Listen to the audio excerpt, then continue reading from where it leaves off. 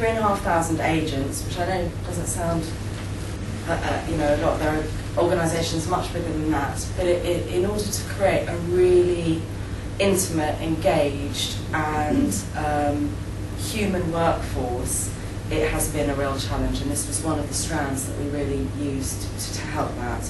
So there were limited career prospects for our frontline, we call them CSRs, customer services representatives.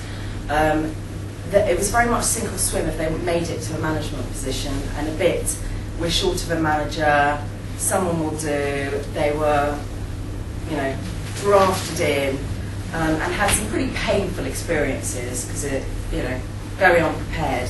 And I was thinking, in terms of contact centres, the first management job is managing a team of 12. I think that is a tough challenge. I mean, the higher up, I don't manage a team of 12, and I've had 20 years experience now, and this is like first management job. I think that is a real challenge for a maturity from all aspects, skills and everything. A lot of similarities. You mentioned clarity, the big challenge for us. We didn't have people who would stand in, so we had team managers go away and no one to look after that team, which in a frontline team it does make a difference. And our mission was to be best loved. And when you really looked at how our people felt, and I believe there's a huge link between the customers and the people, and lots of research now that backs that intuition up, which is great. Our people and our managers did not feel, you're dumped into a new role, you do not feel best loved. So we set out a skills progression framework. We had apprentice, practitioners and masters, and everyone was assessed against that. And that included 3 parts: their results, people's skills, and their behaviours, which we defined. And I'm not going to go into too much detail on that, but just to say we put a framework in place right across the organisation. I say it like, it didn't take blood, sweat and tears, we just implemented it. It was a very, it was actually an exciting process because people did start to get involved and say what they thought and what the behaviour should be. So we put that in place. And in relation to that, we set up our Rising and Emerging Stars programme, which was set out to be a 3-year programme with a number of interventions. So there was e-learning, there were training sessions. The thing that we did differently is we gave every Rising and Emerging Star 3 different coaches and mentors from different parts of the organisation. So they had a coach from the team manager population, which was the population they wanted to move into. They had a talent and development coach, and they also had a coach who was like a skip level. And the thing that was achieved that isn't something we realised we were going to achieve, and I believe is the real win in relation to the programme, is that it really turned us into a coaching culture. So from having gone from an organisation where coaching was kind of a 1 hour or half hour, quite formal intervention against a grown model or whatever it was, all very useful models, but it was a coaching thing. And through those interventions, it changed into much more a dynamic of coaching. So our senior managers were practicing coaching and coaching people, our team managers were, and our Rising and Emerging Stars were just getting value upon value of information. And those connections, skip level connections, and I know again that sounds simple,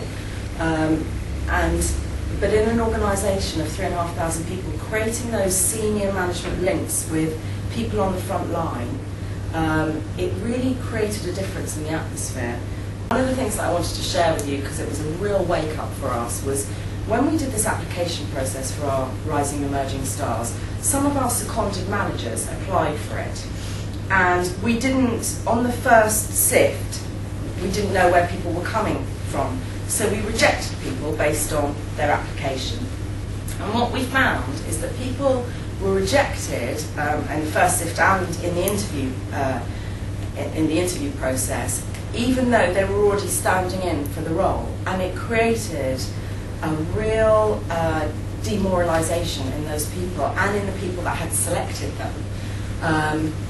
And we we went into kind of auto drive and risk management after that, and what we did was we coached those people and we gave really thorough feedback. And again, I know this isn't innovative, but my experience of a lot of the recruitment processes that I've seen is that the value of the feedback, even inside an organisation, is very limited. And what we did is we put in a coaching partner with those people that had been rejected and gave them feedback, and really worked with the managers who had been putting people into positions to set a new standard. So it really lifted the whole standard of the organisation. But at the time, I mean, we were just inundated. We had, just to give you a feel for the numbers, we had 432 applicants, which is about 1 in 7 of our front line applied for the programme.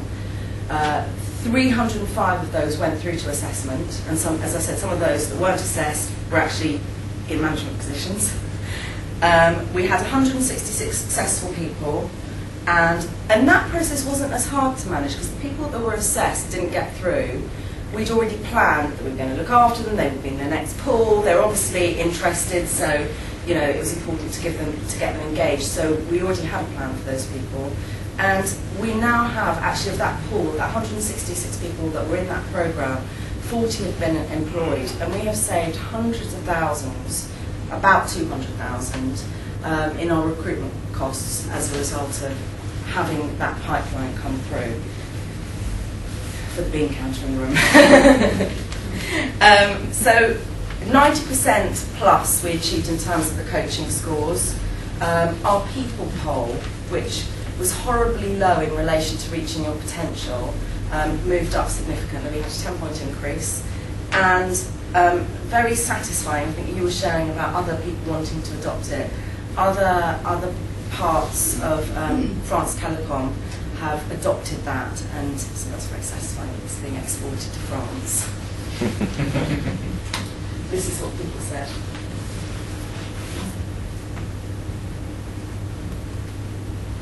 I think the future will be really evolving the Rising and Emerging Stars programme and building on the development they've already received and continuing that journey for our existing Rising and Emerging Stars to help realise their ambitions. And because of the success that we've already had in our service operations, we're looking to expand Rising and Emerging Stars into other parts of the Orange business. It's given me the confidence and knowledge to be able to apply for the roles and feel confident going into the interviews. I I would say we've got the motivation to be a manager and go for this programme. It really will benefit you and get the person that you want to be. It's a really good opportunity and grab it with both hands and go with it. I think what's great about Rising and Emerging Stars is that it's a lovely mix between formal training and development with real hands-on practical experience, trying out the role and trying out the skills that they've built on the programme, and then it's followed up with a lot of mentoring and coaching support for the people. The future is Rising and Emerging Stars. And I think they say it all really. Innovative, it was definitely innovative for us, particularly in the simplicity that we created across such a large area. And in terms of the way that we used coaching in a business environment, I think that we did it differently, made it very tailored, made it very personal, and made it from different angles. And I think that that's one of the things that really helped with the result.